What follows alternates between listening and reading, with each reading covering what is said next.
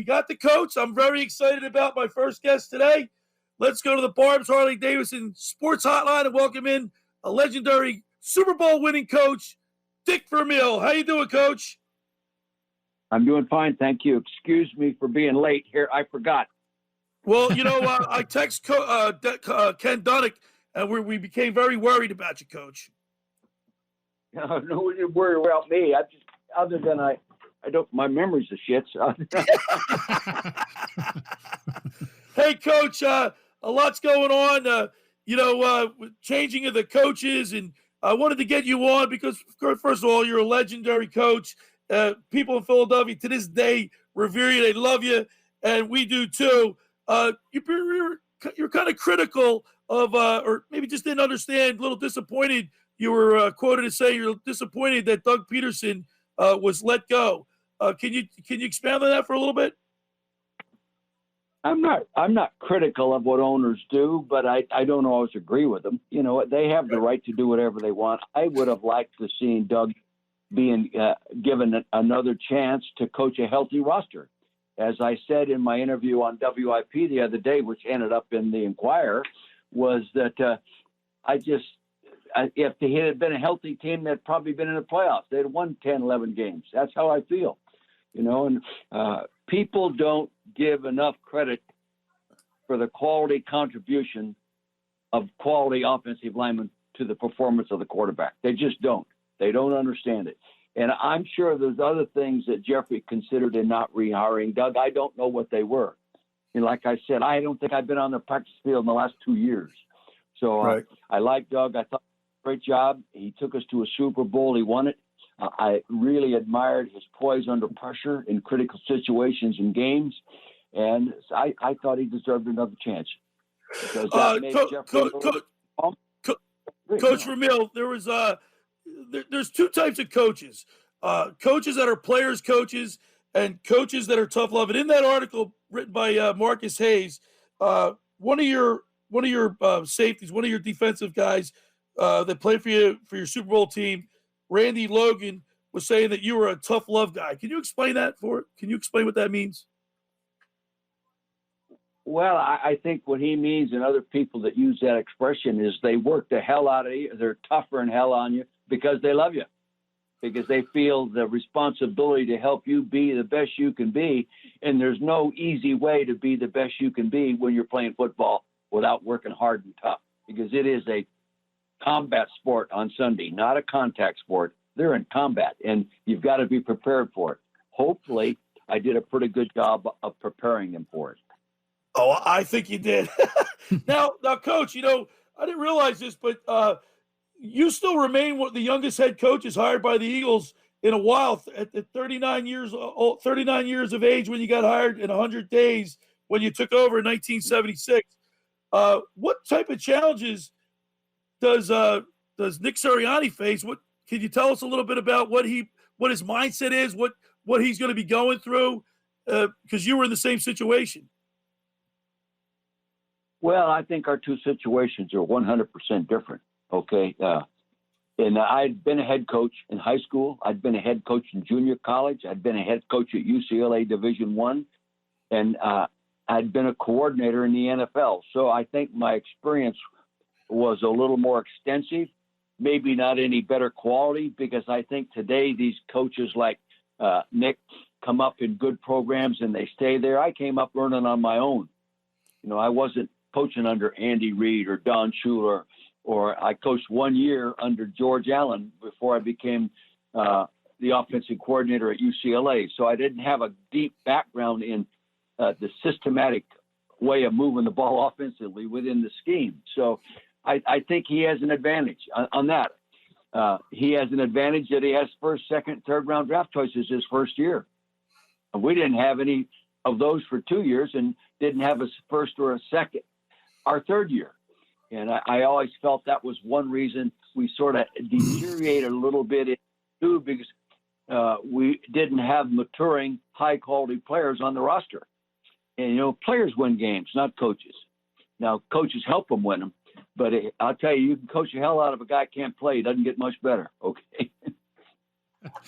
Hey, Coach, it's Scott McKay. You were in a similar situation years ago when you had Trent Green go down, and you had to find out whether Kurt Warner was a quarterback who could lead your team.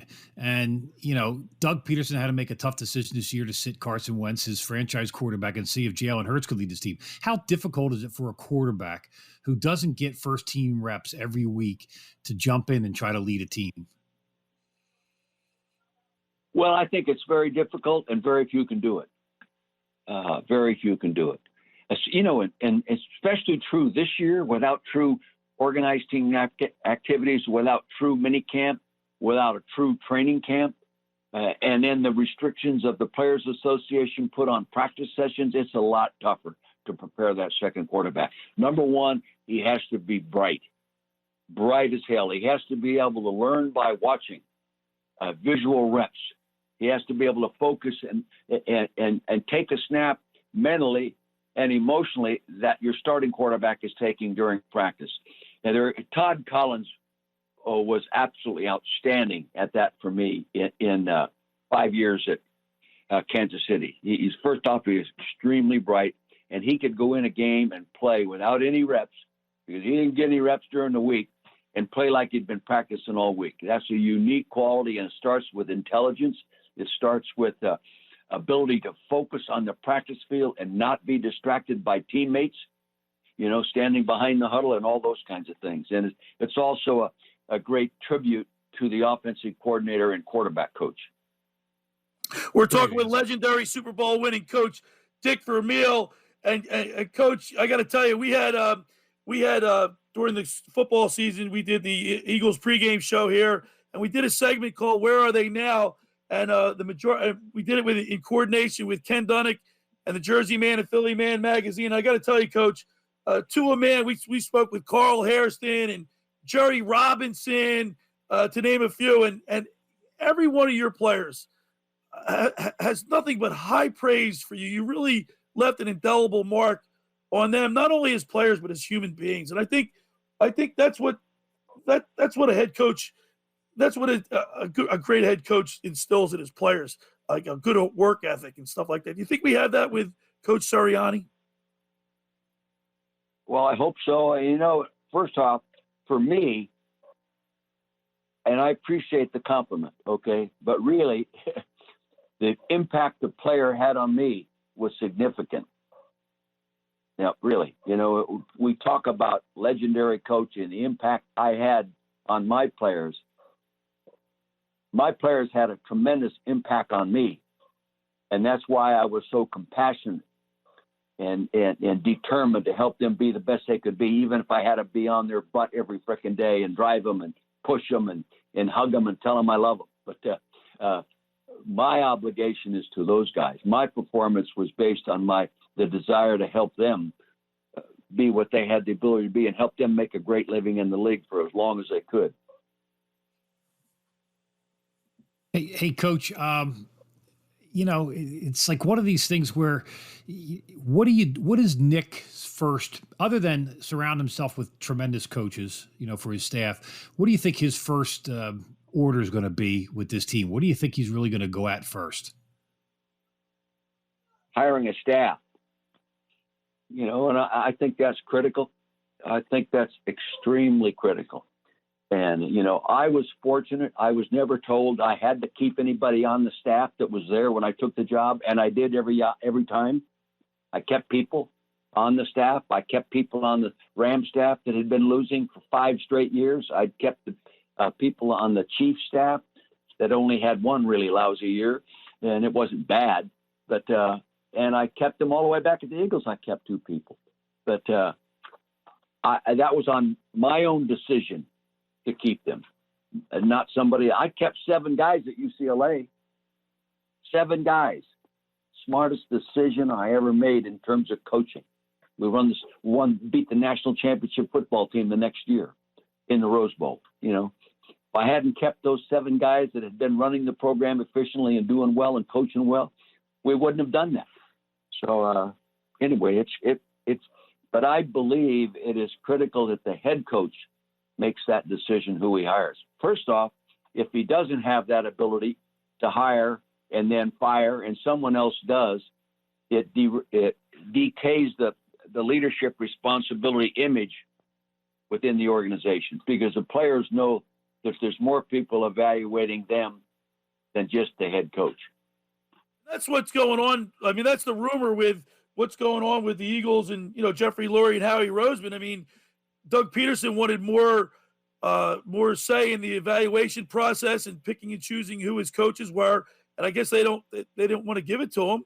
How difficult would it be? I mean, obviously they're bringing in somebody in Nick Sirianni that's never been a head coach before, and that they'll probably have more say or the ability to tell him what to do. That can't bode well. I mean, if you're the head coach, you want to be able to have more control over what goes on the day-to-day activities of a team. Well, first off, I don't believe everything I read, and I don't believe everything I hear in the radio. Doug Peterson never told me he couldn't hire who he wanted to or fire who he wanted to. He never told me that. The conversations I had with him, I'm not a pry guy. I don't pry in and ask questions that put coaches on the edge of being disloyal to their ownerships. I just don't do that. I don't believe it. But, and I don't believe Carson Wentz is as much of a problem as the media is making it to be. It's just, I'll believe it when Carson Wentz stands up and speaks and tells me where he's coming from, rather than everybody interpreting and informing their own opinion. It's a little like CNN, political opinions. Well, I'll tell you what, Coach. Listen, man, we really appreciate you taking time out of the day. And I'm excited. We got a new era now in Philadelphia moving forward. We got our first Italian coach. How about that? Well, I know South Philly's happy, and I'll root for them 100%. I'm a loyal Eagles fan. And my problem is I live and die on weekends. I'm happy when they win and die when they lose. And I'm not taking, and I don't have any responsibility. I just care. It's a great organization. I think Jeffrey and Howie have done a great job. Who else has won a world championship? Who else built a great big brand stadium? And all these things that they've done a good job. And I don't believe everything I read about because a lot of it is just interpretation. You know that. Yeah. If somebody's slanted by what he heard or by someone associated but can't say because it's off the record. I just stay away from that BS. All right.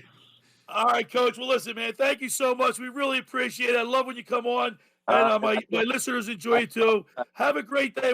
Let's go Birds. Bye-bye. Thank you. All right, there's Coach. There's legendary Coach Dick Vermeil.